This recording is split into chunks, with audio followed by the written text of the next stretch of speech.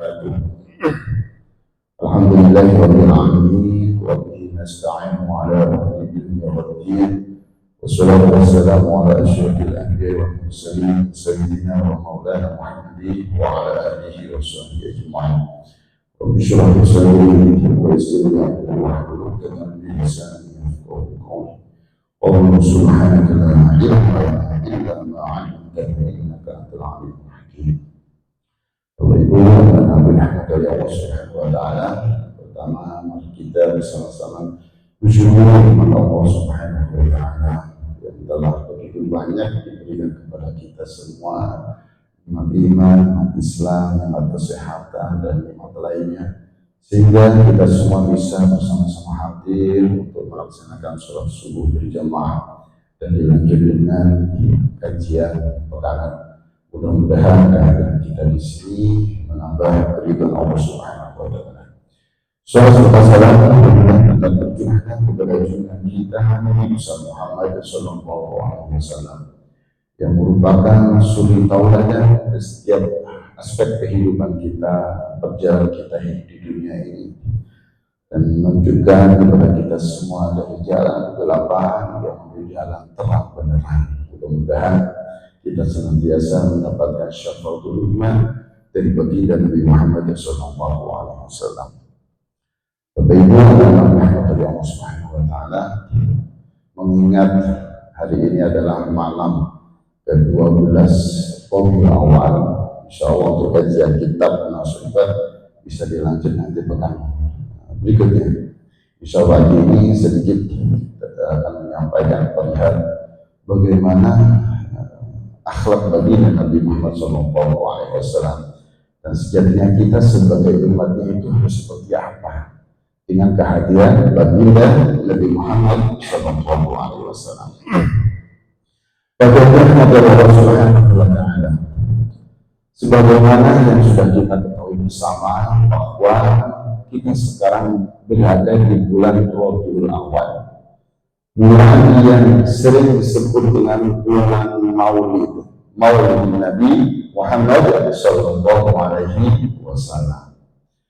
Disebut bulan Maulid ini karena memang di bulan Rabiul Awal ini terjadi sesuatu yang sangat besar, sangat agung dan luar biasa sekali, yaitu kelahiran baginda Nabi Muhammad sallallahu alaihi wasallam. Dan itu merupakan suatu anugerah besar dengan hadirnya baginda Nabi Muhammad sallallahu alaihi wasallam. Baginda Nabi Muhammad sallallahu alaihi wasallam merupakan sosok manusia yang paling mulia, makhluk yang termulia, merupakan sosok seseorang yang berakhlak mulia. Inilah yang kemudian akan kita fokuskan bagaimana Rasulullah Shallallahu Alaihi Wasallam, dan itu mengajarkan kepada kita semua untuk senantiasa berakhlakul karimah. Dan tentunya dengan hadirnya Nabi Muhammad Shallallahu Alaihi Wasallam yang merupakan sosok di mana kita diperintahkan untuk bersolawat kepada baginda Nabi Muhammad Shallallahu Alaihi Wasallam untuk meraih syafaatnya. Dengan kita memperbanyak sholawat, syafaat baginda Nabi Muhammad sallallahu alaihi wasallam pun akan senantiasa menyertai kita semua. Bahkan tidak hanya kita ya, anak-anakku ya, yang diperintahkan untuk senantiasa sholat, namun Allah Subhanahu wa Ta'ala maha segala galanya, maha pencipta, maha kasih, maha segalanya, dan malaikatnya pun ternyata juga bersolawat kepada baginda Nabi Muhammad sallallahu alaihi wasallam. Apa tidak istimewa bagi Nabi Muhammad? Allah aja bersolawat, malaikatnya pun bersolawat, dan ini diabadikan dalam Al-Quran firman Allah surat Al-Ahzab ayat 56.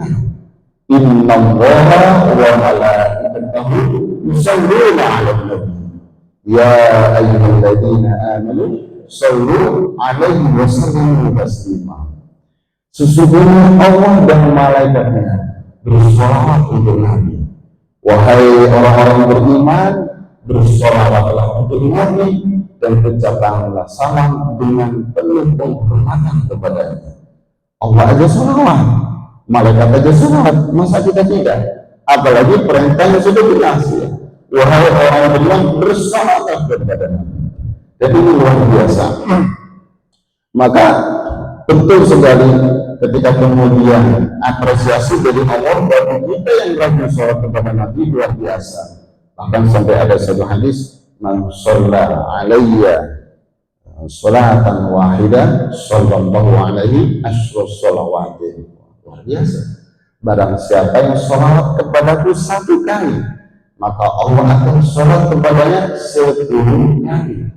Kita sholat satu kali dapat bonus, kita sholat 10 kali dari Allah. Dari bagi apa? Rahmatnya Allah, anugerahnya Allah, dengan berbagai macam kenikmatan yang itu merupakan anugerah dari Allah Subhanahu wa Ta'ala. Berkah kita sholat.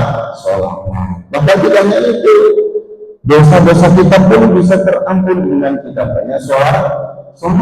Waktu terus dengan kita banyak sholawat, maka asrul khotoyatin, jadi 10 dosa-dosa pun senantiasa diampun oleh Allah Subhanahu wa Ta'ala. Warufat asrul darajatin, dengan kita bersolat maka 10 derajat kita pun akan diangkat oleh Allah Subhanahu wa Ta'ala. Itulah hadis Nabi dan merupakan satu motivasi untuk banyak memperbanyak sholawat. Dan termasuk alhamdulillah Masjid Nurul Futur insya Allah nanti malam akan mengadakan kegiatan maulid Nabi dengan bersama-sama baca maulid tiba. Mudah-mudahan kita semua bisa diketahui hadir untuk senantiasa dalam rangka memperingati kelahiran baginda Nabi Muhammad Sallallahu Alaihi Wasallam. Bapak Ibu dari Allah Subhanahu Wa Taala, kelahiran baginda Nabi Muhammad Sallallahu Alaihi Wasallam di dunia ini membawa misi yang sangat besar, tidak main-main misinya, yang luar biasa. Bahkan ini merupakan satu hal yang kemudian kita menjadi manusia terbaik. Misi Nabi yaitu untuk memperbaiki akhlak manusia. Ternyata dengan misi Rasulullah SAW memperbaiki akhlak manusia, menandakan bahwa akhlakul karimah itu bagian penting dalam diri setiap manusia. Nah, inilah pentingnya program anak-anak santri, program unggulan pertama, akhlak harus baik, gitu ya. Ada Umar, Sultan, ya itu semuanya. Program unggulannya selain Al-Quran tadi, akhlaknya harus terus belajar untuk bisa lebih baik sesuai dengan misi baginda Nabi Muhammad SAW. Menandakan bahwa dengan adanya akhlakul karimah yang sudah diajarkan oleh Rasulullah SAW, itu merupakan misi Rasulullah. Sebagaimana hadis Nabi, innama bu'ithu litammima makarimal akhlaq. Sesungguhnya aku diutus menjadi Rasul untuk memperbaiki akhlak mulia. Berarti luar biasa ketika kita kemudian bisa terus menjaga akhlak dengan akhlak mulia, maka itulah sesuai dengan visi misi Rasulullah Shallallahu Alaihi Wasallam diutus ke muka bumi. Dan ini betul-betul menjadikan sesuatu luar biasa. Makanya dalam hadis, ada di hadis Al-Baqi juga ya, setelah kita diperintah takwa dimanapun kita berada, ittaqillaha haitsuma kunta, bertakwa kepada Allah dimanapun kalian berada. Ittaqillaha haitsuma kunta wa atqis sayyi'al hasanah tamkuha wa khalidun nas bi khuluqin hasan. Ini bilang perbuatan buruk dengan kebaikan senantiasa menghapusnya, dan berakhlaklah kepada manusia dengan akhlak yang baik. Luar biasa. Maka penting sekali kalau kita bicara tentang akhlak. Sebelum kita menguji nanti bagaimana Rasulullah mencontohkan dengan akhlakul karimah yang luar biasa. Ya, karena ini merupakan akhlak Ya, sebagai bagian daripada hal yang penting yang harus ada di diri kita. Kita interaksi sama Allah harus berakhlak, interaksi sama keluarga harus berakhlak, interaksi sama teman sahabat harus berakhlak, interaksi dengan alam pun harus berakhlak. Semua itu harus dilandasi dengan akhlakul karimah. Maka betul kata para ulama, al-adabu fawqal ilmi. Adab itu di atasnya ilmu. Artinya akhlak ini ya terutama untuk anak-anak santri ya khususnya harus dimasukkan terlebih dahulu kepada diri seseorang sebelum mempelajari atau mendorong berbagai macam ilmu. Pertama akhlak dulu harus dikuatkan. Al-adabu fawqal ilmi dalam segala hal, mulai kemudian belajar tentang bisnis, tentang ilmu agama, tentang lain-lain, semua itu dilandasi pertama harus akhlak. Termasuk juga dalam pendidikan ya, sudah seharusnya mengedepankan aspek pendidikan karakter dan akhlakul karimah. Ini paling penting ya, karena pendidikan karakter akhlakul karimah apalagi di zaman sekarang ya, anak-anak ya luar biasa yang aku hidup kehidupan seorang pesantren tidak mengetahui dunia luar itu seperti apa ya, tantangan zaman dengan perkembangan teknologi yang luar biasa. Wah, pengaruh luar biasa ya, begitu klik mau akses apapun selalu ada nih, klik gitu aja mau akses apapun semua dunia terbagi semua, baik itu yang baik yang buruk semua terlihat dengan kita hanya sekali klik gitu aja, dunia ada di genggaman tangan gitu. Tergantung bagaimana kita menerapkannya. Kalau kita menerapkan dengan cara dan tujuan yang baik, pengaruhnya pernah kembali. Sebaliknya, kalau kita menggunakan perkembangan zaman dengan perkembangan teknologi yang luar biasa, serba bisa kita pakai untuk apa aja. Dengan cara dan tujuan yang baik, pengaruh pun akan baik. Tapi kalau kita salah kemudian menggunakannya dengan tujuan dan lain-lain sebagainya, maka pengaruhnya ya nggak baik. Berapa banyak generasi muda ya, anak-anak alhamdulillah mudah-mudahan terjaga ya, banyak sekali akhirnya tindakan kriminal, tawuran di mana-mana, wah luar biasa. Terus kemudian asusila dan lain-lain sebagainya. Itu salah satu pengaruh dari perkembangan teknologi yang tidak bisa memanfaatkan dengan cara yang baik. Pengaruh dari kehidupan orang-orang yang sudah jauh dari akhlakul karimah sehingga kemudian tampil di medsos dan lain sebagainya. Maka itu kalau nggak dijaga betul berefek sekali dalam kehidupan kita sehari-hari. Maka pentingnya bulan Maulid ini. Nah ini ya, pentingnya kita untuk melakukan jawaban akhlak kita, khususnya untuk anak-anak termasuk kita semua yang menyaksikan. Kenapa? Kita harus betul-betul memperkuat penjagaan akhlak dengan kita senantiasa hadir di bulan Rabiul Awal, bulan Maulid. Ya. Karena bagaimana seseorang bisa dikatakan menjadi manusia terbaik kalau akhlaknya baik. Begitu Sultan. Ya. Nah, ya, panja begitu ya. Ada yang ngantuk? Iya ada ya, alhamdulillah. Jadi antum ya, anak-anak termasuk semuanya yang ada di sini dikatakan menjadi orang yang terbaik, orang utama kalau berakhlak yang mulia. Ketika Rasul ditanya, ayyul mu'minin afdal ya Rasul, siapakah orang mukmin yang paling utama? Enggak main-main, paling utama. Rasul menjawab, ahsanul khuluqan, yang paling baik akhlaknya itulah yang paling utama, luar biasa. Maka satu hal yang sangat-sangat luar biasa sekali ketika kita betul-betul menjadi insan yang berakhlakul karimah, maka itu menjadi suatu apresiasi bagi diri kita ya dari Allah Subhanahu wa Ta'ala. Maka pentingnya di bulan Maulid ini kita meneladani akhlak baginda Nabi Muhammad sallallahu alaihi wasallam yang merupakan suri tauladan yang terbaik. Allah juga sudah mengabadikan bahwa Rasul itu hadir menjadi suri tauladan.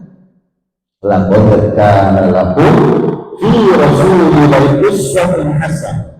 Uswatun hasanah liman kana yarju Allaha wal yawmal akhir wa dzakara Allaha katsira. Surat Al-Ahzab ayat 21.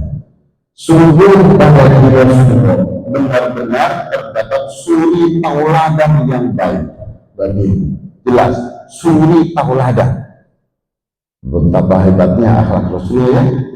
Bagi siapa yang mengharapkan rahmat Allah, kedatangan hari kiamat, dan banyak mengingat Allah. Al-Ahzab ayat 21 ya, anak-anak ya.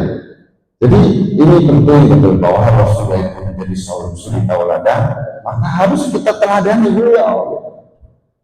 Bagaimana akhlak beliau? Wah, luar biasa. Gak bisa digambarkan, gak bisa diungkapkan, gak bisa kemudian didetailkan secara. Kita menyebutkan setitik pun itu sudah menjadi motivasi yang luar biasa. Karena akhlak baginda yang luar biasa, baginda Nabi itu sampai kemudian Aisyah ditanya, yang sebuah hadis riwayat Imam Muslim ya, ketika seseorang Hisham bin Amr bertanya kepada Sayyidah Aisyah, wahai Sayyidah Aisyah, bagaimanakah akhlak Nabi itu? Jadi sahabat Hisham ini tanya tentang akhlaknya Nabi, tapi sama beliau dijawab, karena khuluqul Qur'an, akhlaknya Nabi adalah Al-Qur'an. Bagaimana Al-Quran kemudian itu menjadi satu yang selalu berada dalam diri Nabi, sehingga apapun yang beliau lakukan, aktivitas apapun yang ada dalam diri beliau, semua itu dilandasi dengan Al-Quran yang merupakan wahyu dari Allah Subhanahu wa Ta'ala. Tindak perkataan beliau semua adalah merupakan wahyu daripada Allah Subhanahu wa Ta'ala. Karena khuluqul Qur'an. Sahabat Ali bin Abi Thalib beliau menggambarkan akhlak Nabi sekilas saja ya. Ternyata sahabat Ali bin Abi Thalib menggambarkan Rasul itu luar biasa, seseorang yang berakhlak mulia, yang paling baik, luar biasa. Beliau itu tidak punya sifat pembunuhan. Beliau itu tidak membalas kejelekan dengan kejelekan. Beliau itu senantiasa berhati mulia, berkasih sayang kepada siapapun, walaupun kepada orang yang menyakiti beliau. Maka tadi tidak membalas kejelekan dengan kejelekan. Ini salah satu akhlak beliau. Nah, salah satu buktinya ketika Mekah saat itu ya, Bapak Ibu Rahmatullah Subhanahu wa Ta'ala, sudah ditaklukkan oleh orang muslimin. Maka ada seseorang yang datang kepada Rasulullah, namanya Wahsy. Ya, Wahsy ini adalah seseorang yang membunuh paman Nabi dengan keji. Paman Nabi bernama Hamzah bin Abdul Muthalib, dibunuh dengan keahlian dia dalam menombak ya, sebagaimana itu perintah daripada Hindu. Nah, begitu ya ceritanya ya. Ketika nanti bisa membunuh namanya Hamzah, maka akan merdeka, tidak lagi jadi budak. Motivasi dia begitu, dikasih diiming-imingi dengan hadiah harta yang melimpah. Dia hanya berpikir dua ini aja, tidak berpikir panjang bahwa yang dibunuh itu siapa dan seterusnya. Yang penting saya bebas dari perbudakan, terus mendapatkan harta yang melimpah, fokus tinggal di situ saja, tidak pikir panjang. Ya, Wahsy datang di hadapan hadir di hadapan Rasulullah, di mana ketika Mekah saat itu dikuasai oleh umat muslim. Wahsy ini nggak tahu mau lari kemana karena sudah nggak ada jalan keluar, bingung dia. Maka jalan salah satunya itu menghadap Rasulullah dan menyatakan masuk Islam. Beliau datang di hadapan Rasulullah, menyatakan masuk Islam, dan beliau menyalahi kesalahannya, mengakui kesalahannya, karena sudah membunuh dengan keji yang begitu luar biasa, yaitu paman Nabi bernama Hamzah bin Abdul Muthalib. Pertanyaannya, apakah ketika Wahsy datang di hadapan Rasulullah marah? Tidak. Bahkan Rasulullah sambut dengan penuh kasih sayang. Padahal paman Nabi yang merupakan seseorang yang sangat-sangat cinta kepada Nabi, pembela yang luar biasa. Dan kalau kita baca ceritanya luar biasa, bagaimana peran sahabat Hamzah paman Nabi kepada beliau. Maka apalagi dalam kondisi ini dibunuh dengan yang sangat mengejir atau sangat mengerikan ya, kemudian diambil jantungnya ya, daripada itu ya, karena sudah dibunuh oleh namanya Wahsy ini. Tapi luar biasa kalau kita bicara tentang Wahsy begitu masuk Islam ya. Begitu masuk Islam, terus beliau punya cita-cita, setelah saya membunuh orang yang bergunungan tinggi yaitu Hamzah bin Abdul Muttalib, maka saya bisa membunuh orang yang kedudukan tinggi juga dalam membusuk Islam, yaitu Musailamah al-Kadzdzab. Ketika kalah dia untuk membunuh Musailamah al-Kadzdzab ya, dengan keahlian dia dalam menombat gitu ya. Ketika dia sudah ditombat, ternyata setelah itu dia ditebas sama lawannya. Ya Allah, saya nggak tahu dia mati karena tombak saya ini kan, atau dia mati karena ditebas itu. Tapi saya berharap segera dia mati kan tombak itu. Setelah saya membunuh orang tertinggi yang membela Islam, dan saya juga sudah terbalaskan dengan membunuh orang tertinggi yang memuji Islam. Wah, luar biasa. Jadi untuk menebus semua dosa, itu cita-cita Wahsy luar biasa. Itu sudah masuk Islam. Maka kita kembali kita akhlak Nabi Muhammad SAW. Tapi nggak marah ketika Wahsy, cuman pesan beliau jangan menghadap atau jangan perlihatkan wajah, karena selalu begitu melihat Wahsy terlihat terus, ingat terus dengan sahabat Hamzah. Begitu melihat dia ingat sahabat Hamzah, ingat, karena kesedihan luar biasa. Begitu sayang kepada paman Nabi, bertindak Nabi kepada sahabat Hamzah atau paman Nabi yang namanya Hamzah bin Abdul Muttalib.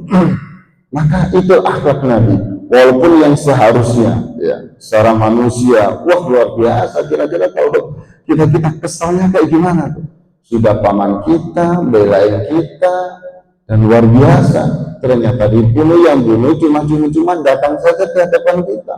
Kira-kira apa yang harus kita lakukan? Mungkin lebih parah daripada itu.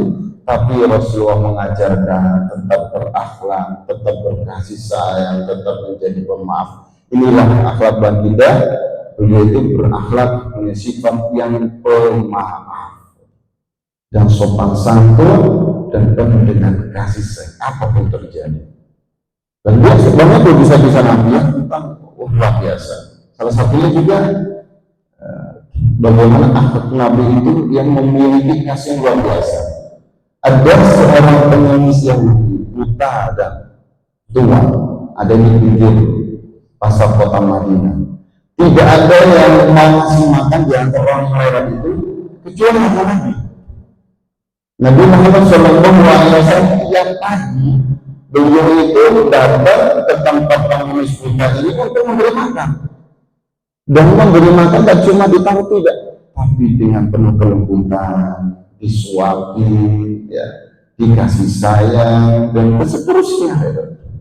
Dengan begitu luar biasa ketika beliau sampai dikunyah dulu. Pokoknya ini dengan penuh kasih sayang. Bukan ucapan terima kasih yang didapat oleh Nabi dari pengemis buta ini, justru malah cacian. Gimana yang didapat oleh Nabi?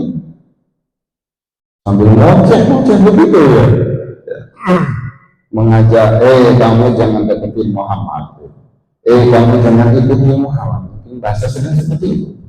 Dia adalah pembohong, dia itu pendusta, pokoknya jauh dia. Ternyata yang begitu adalah Muhammad. Dicaci maki bunda dan itu dia dari segitu dulu aja. Sebelum ngoceh namanya nggak tahu kan kalau di hadapan dengan Rasulullah, karena dia buta, terus ngoceh seperti itu terus. Menurut dia bahwa Nabi Muhammad adalah pendusta, pembohong. Ngoceh nggak tahu juga kalau itu adalah Nabi Muhammad SAW. Apakah kemudian Nabi kemudian dibuang? Tidak. Apakah marah? Tidak. Buktinya tiap hari selalu memberi makan walaupun dicaci maki dan nggak mengakui kalau yang benar adalah dia. Apa yang dalam Muhammad? Tidak juga. Itulah salah satu bentuk luar biasa. Ya. Sampai kemudian pada akhirnya selang beberapa waktu si pengemis muda ini merasa ada yang berbeda. Ya, dalam cara menyuapi makanan pun berbeda, dengan nada bicaranya pun berbeda. Memang betul saat itu yang memberi makan Nabi pengemis buta ini bukanlah Nabi, karena Nabi sudah wafat. Yang menggantikan beliau adalah sahabat Abu Bakar As-Siddiq. Beliau datang, tapi kan bilang sebelumnya kalau beliau itu sahabat Abu Bakar. Kamu bukan orang biasa, bukan orang biasa, bukan. Orang biasa itu ketika mengakuin aku itu selalu dihaluskan terlebih dahulu. Gitu baik, ngomongnya bukan lemah lembut, padahal dia balik dengan oceh-ocehan, hina. Luar biasa. Kamu ini bukan serentak langsung sahabat Abu Bakar nangis. Ya memang aku bukan orang yang biasa. Orang yang biasa sudah wafat. Siapakah dia? Yaitu baginda Nabi Muhammad Sallallahu Alaihi Wasallam. Ketika dia tahu, ya, paham, mengerti bahwa selama ini yang mewakili dia pengemis buta dirinya adalah Nabi Muhammad, langsung menangis sejadi-jadinya, menangis yang amat sangat dan penuh dengan penyesalan. Lebih penyesalan ini beliau dapat info kalau Nabi Muhammad sudah wafat, lebih menyesal, lebih parah lagi. Dan ternyata seketika itu juga si pengemis buta ini langsung masuk Islam karena keagungan akhlak baginda Nabi besar Muhammad Sallallahu Alaihi Wasallam. Luar biasa akhlak Nabi Muhammad Sallallahu Alaihi Wasallam, sekecil pun tidak ada rasa pendendam, pemarah. Dan inilah yang perlu kita jadikan sebagai uswah, ya, suri tauladan dalam segala hal, termasuk dalam rumah tangga. Rasulullah SAW pernah pulang hingga larut malam, ya, hingga larut malam habis dari masjid. Sayyidah Aisyah tidur duluan. Ketika menjelang subuh dilihat Rasulullah nggak ada. Dari mana? Kira-kira kemana ya? Cari kamar-kamar. Oh, nggak ada juga. Begitu buka pintu, ternyata Rasul tidur di depan pintu. Kaget, ya Rasul, kenapa engkau tidur di depan pintu? Aku semalam dari masjid pulangnya agak malam, kemalaman. Aku lihat engkau sudah tidur, maka aku nggak enak kalau engkau terganggu tidurnya. Maka aku tunggu di sini sampai engkau bangun. Luar biasa ya. Mau ketok pintu itu takut diganggu istri, gitu. Takut mengganggu istri, dibela-belain sampai tidur di depan pintu. Pasti dingin, pasti juga bagaimana sih tidur di depan pintu. Itu tetap Rasulullah belain demi menjaga biar istri beliau namanya Sayyidah Aisyah ini tetap nyaman dalam tidurnya, tetap tidak terganggu, sampai beliau belain seperti itu, menunjukkan akhlak yang mulia dalam rumah tangga, dalam hal apapun itu. Luar biasa. Nah, ini juga menjadi pelajaran buat kita semua, bahwa dalam segala hal pun betul-betul berakhlak sudah dicontoh oleh dan juga Nabi besar Muhammad Sallallahu Alaihi Wasallam. Kepada para umatnya, Rasul pernah juga dikasih hadiah semangkok buah anggur. Kalau kisah yang sebelumnya ada kisah seorang perempuan membeli buah jeruk, ya. Ini seorang laki-laki datang menghadap Rasulullah dengan memberi hadiah, yaitu berupa anggur semangkok dengan penuh kebahagiaan. Dan laki-laki ini ada termasuk orang miskin. Ada Rasulullah, dan di sekitar Rasulullah ada banyak sahabat bertanya. Kemudian ya Rasul, ini adalah hadiah dariku. Terlihat senang kalau yang laki-laki dicicipin satu sama Rasulullah. Maaf. Begitu dimakan sambil senyum. Habis itu 1, 2, 3. Enggak pernah ditawarin kepada sahabat-sahabat yang lain. Laki-laki yang ngasih itu senang banget. Apa dikasihnya itu betul-betul menjadi kesukaan, terlihat ya. Sambil senyum makan, terus makan. Wah, saking senangnya laki-laki ini luar biasa. Pokoknya sampai menampakkan kegembiraan karena pemberinya sudah dimakan oleh Rasul. Dan bagi Rasul lagi, mungkin saking enaknya gitu ya. Saking betul-betul menampakkan kebahagiaan sambil senyum habis. Begitu udah laki-laki ini pergi pulang, semangkok habis itu, para sahabat ada yang bertanya, ya Rasul, kenapa engkau nggak bagi-bagi sama kita? Kenapa engkau nggak nawari sama kita? Kok malah dihabisi semangkok ya Rasul? Rasul sampai senyum dijawab, sesungguhnya anggur ini adalah anggur yang masak. Sengaja aku habiskan, khawatir kalau engkau ikut makan ini maka akan bermuka cemberut, bahkan lebih daripada itu, sehingga memutus kebahagiaan yang lelaki yang sudah memberiku buah. Walaupun rasanya asam sekalipun dihabiskan oleh semua demi menjaga perasaan orang yang memberi atau orang yang kasih hadiah di hadapan Rasulullah SAW. Kalau seandainya dikasih oleh sahabat, ya mungkin bisa terjadi kalau rasanya asam, mungkin selain ledekan atau selain kemudian masa asam dikasih Rasul gitu. Tapi Rasul tidak, tetap dinikmati orang rasanya asam dihabiskan lagi dengan penuh senyum dan bahagia menunjukkan rasa yang luar biasa kepada para sahabat dan juga hadiah yang diberi kepada Rasulullah. Menampakkan akhlak yang luar biasa. Makanya sampai kemudian Allah sanjung dalam Al-Quran secara khusus surat Al-Qalam ya, ayat 4. Anak-anak yang sudah pada hafal semua ya. Wa innaka la'ala khuluqin 'azim. Sesungguhnya engkau Muhammad benar-benar berbudi pekerti yang luhur. Allah langsung nyanjung. Allah maha segalanya loh ya. Allah maha segala-galanya, itu pun disambung sama Allah. Wa innaka la'ala khuluqin 'azim. Sesungguhnya engkau Muhammad benar-benar berbudi pekerti yang luhur. Maka momen Maulid Nabi ini sudah menjadi keharusan kita menguatkan kembali untuk meneladani akhlak baginda Nabi Muhammad Sallallahu Alaihi Wasallam dalam segala hal. Karena kita punya etika akhlak kepada Allah, akhlak kepada manusia, akhlak kepada alam, kepada siapa, termasuk akhlak kepada pekerjaan kita, akhlak kepada ilmu yang harus kita kemudian belajar, kan begitu ya. Kalau dalam kitab Ta'lim itu alala atau i'lam bi anna talibal ilma la yanabil ilma wa la yantafi bihi illa bi ta'dilil ilmi wa ta'dil ahlihi wa ta'dil ustadhi. Ini bagian daripada akhlak ya.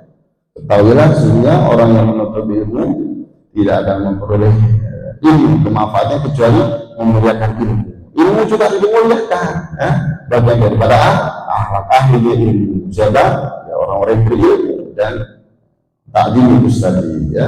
Nah itu menjadi satu bagian daripada kita harus berakhlak dalam situasi kondisi bagaimanapun. Maka yang habis tadi kita diperintahkan takwa dimanapun, itu diiringi dengan kita harus berakhlak yang mulia agar bisa menjadi orang baik. Nah itu bagian daripada kecintaan kita kepada baginda Nabi Sallallahu Alaihi Wasallam. Salah satu cinta yang kita melayani beliau. Kalau sudah cinta, wah luar biasa.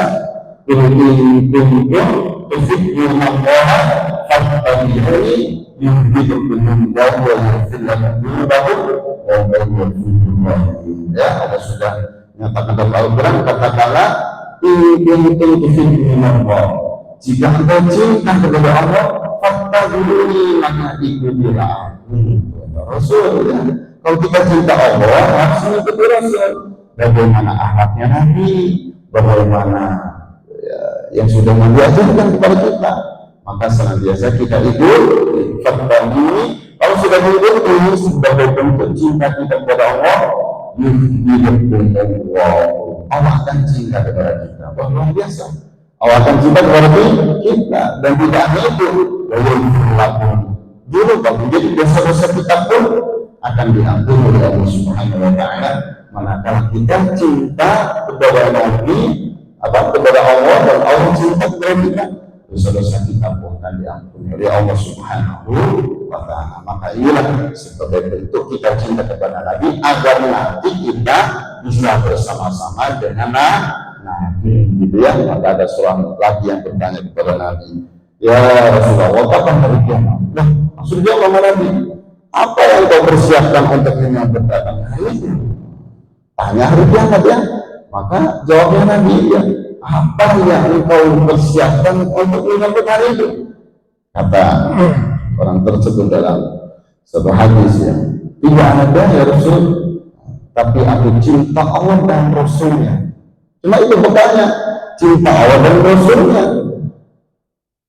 Anta ma'aman ahbabta, itu kata Rasul. Engkau akan bersama orang yang kau cintai. Hadis yang lain, tidak ya Rasul, aku tidak banyak sholat, aku juga tidak persiapan banyak puasa, tidak banyak sedekah, namun aku mencinta Allah dan Rasulnya. Anta ma'aman ahbabta, jawab Nabi. Engkau bersama orang yang engkau cintai. Jadi sebagai bentuk kita cinta kepada baginda Nabi Sallallahu Alaihi Wasallam, selain memperbanyak sholawat, meneladani akhlak baginda Nabi Sallallahu Alaihi kita, harapan kita nanti kita bisa bareng-bareng, bisa bersama-sama dengan baginda Nabi Muhammad Sallallahu Alaihi Wasallam. Mungkin itu yang bisa disampaikan sedikit, tapi mudah-mudahan bermanfaat untuk bekal kita untuk senantiasa mengarungi perjalanan kita di dunia ini, tentunya untuk mendapatkan kecintaan dari baginda Nabi Muhammad SAW dan cinta kepada Allah, sehingga kita mendapatkan ridhonya. Harapan kita nanti kita wafat dalam keadaan husnul khotimah. Mungkin itu Allahumma dalam Allahumma fi'il al-qanqal. Wassalamualaikum warahmatullahi wabarakatuh.